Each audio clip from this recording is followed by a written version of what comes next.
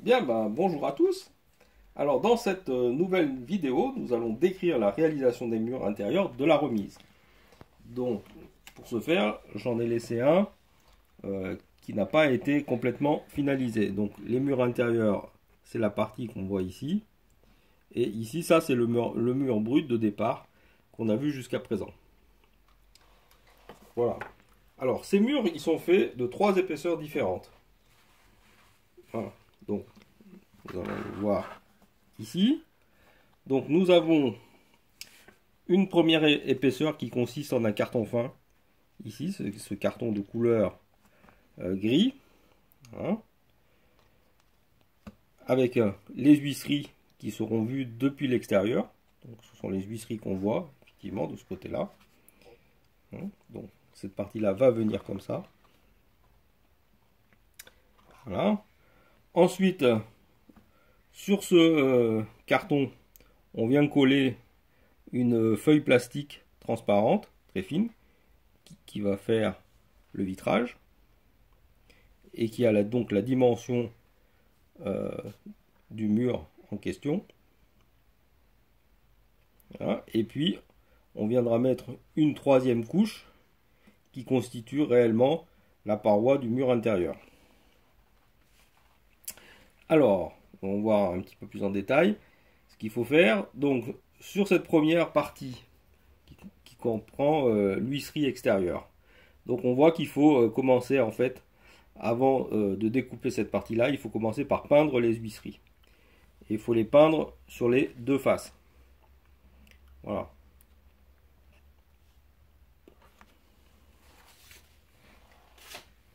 Alors, cette mise en peinture des huisseries est identique à celle qu'on a déjà réalisée pour toutes les autres boiseries, en particulier les fermes par exemple. Et ça, nous les avons décrits, ces méthodes, dans les vidéos précédentes.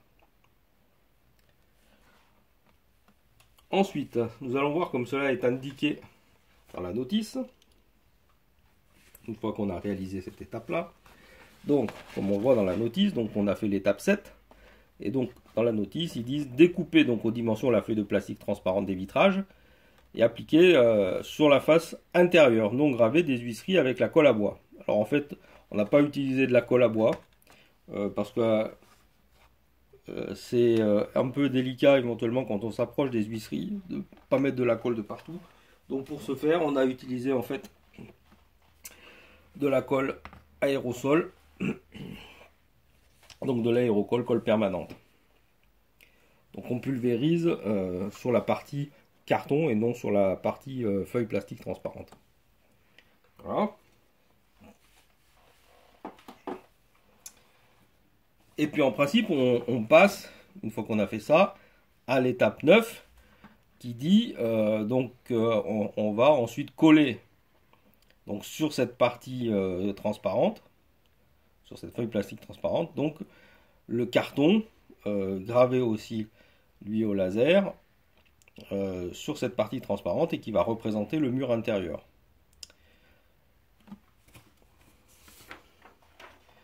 Alors, il y a cependant ici un défaut majeur du kit.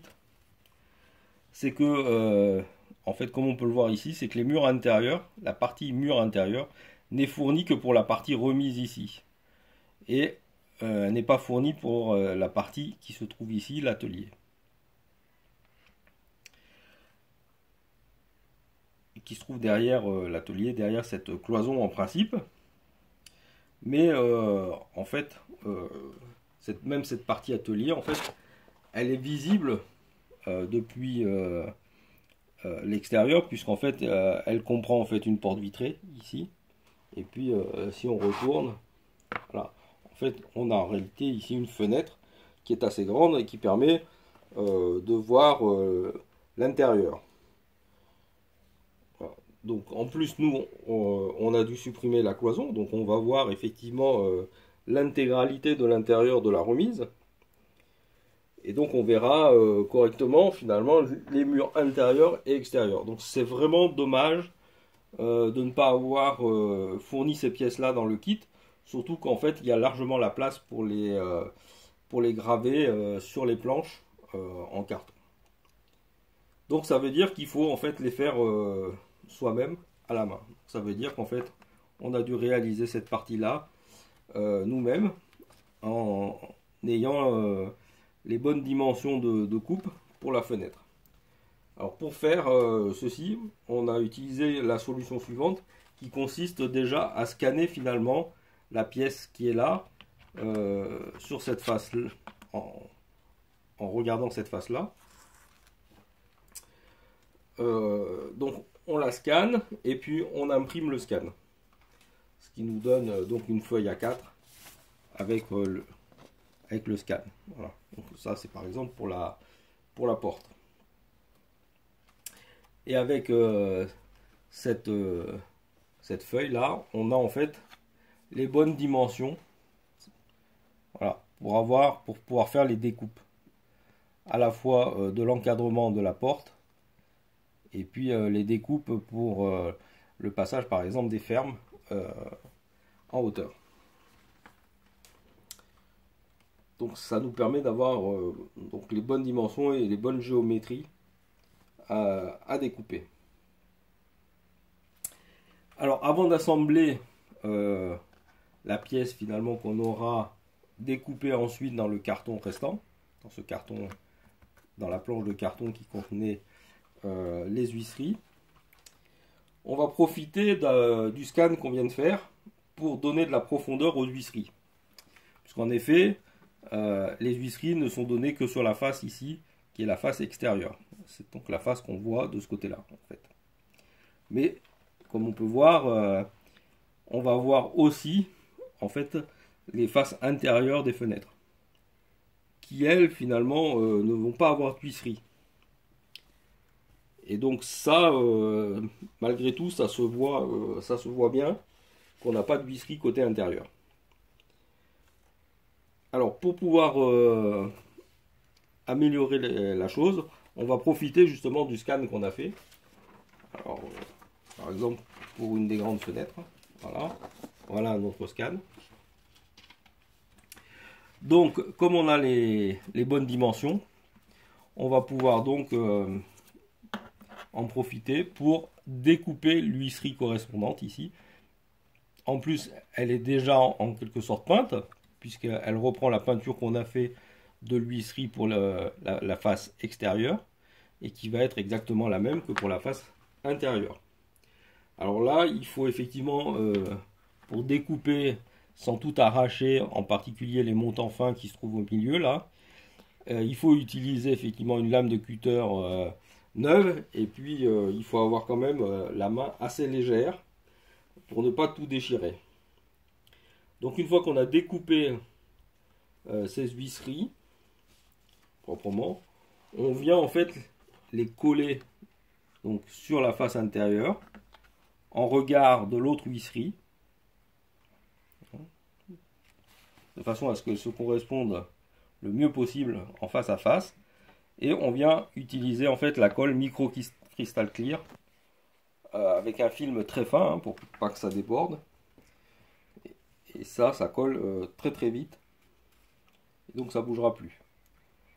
Et puis avec cette colle micro crystal clear, on s'en sert également pour venir donc coller maintenant le carton qui correspond à la face intérieure, c'est-à-dire cette partie-là.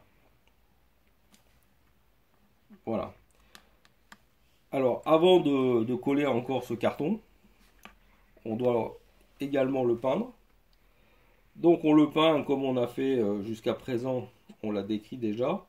En fait on commence par une couche de base en titane écru.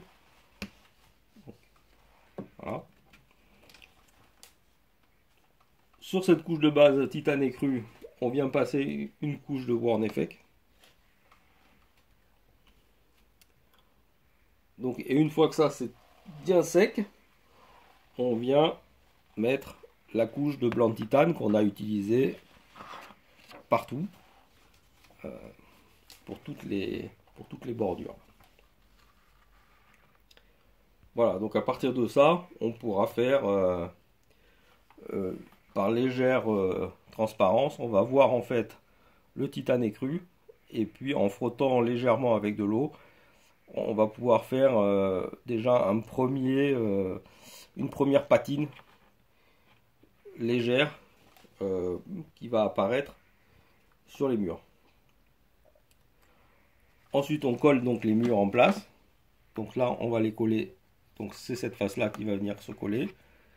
Avec de la colle, cette fois-ci, on va utiliser la colle à bois Cléocol. Voilà. Donc on va venir répartir ici tout autour. Et puis on vient mettre en place. Voilà. Ensuite, voilà, on vient mettre en place et coller le mur intérieur. Alors on voit que là il est en place correctement, mais voilà, on constate qu'il existe un écart maintenant entre les deux murs, puisqu'en fait c'était l'endroit où il y avait la cloison initialement. Donc il nous faut ensuite boucher le trou correspondant à la cloison. Donc on voit de ce côté là ce qui a été fait. Donc en fait, si on retourne, on va le voir qu'en fait on a ici collé deux couches du papier carton qui servait aux huisseries là, et puis la dernière couche pour faire la jonction entre les deux proprement. En fait, on a utilisé du mastic, donc le mastic Perfect Plastic, voilà, petit, qui a une couleur blanche très proche de la couleur blanche du titane, du blanc de titane. Voilà, donc on aura très peu de peinture à effectuer pour avoir la couleur de raccord entre les deux murs.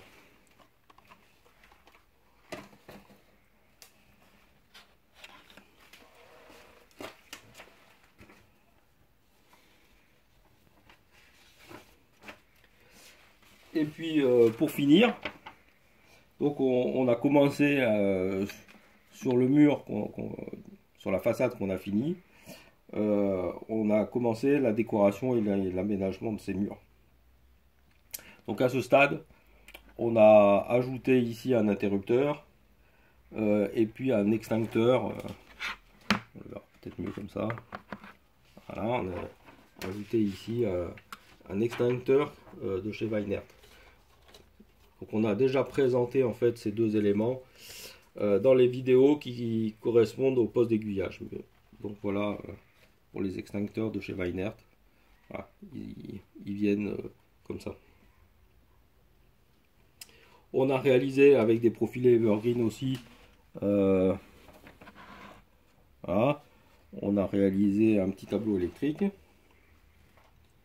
Et puis enfin, on a ajouté les poignées de porte. On a poignée de porte intérieure, poignée de porte extérieure. Donc pour les poignées de porte, on a utilisé tout simplement un petit kit en photo découpe de chez l'Obsidienne, voilà, avec des poignées de porte.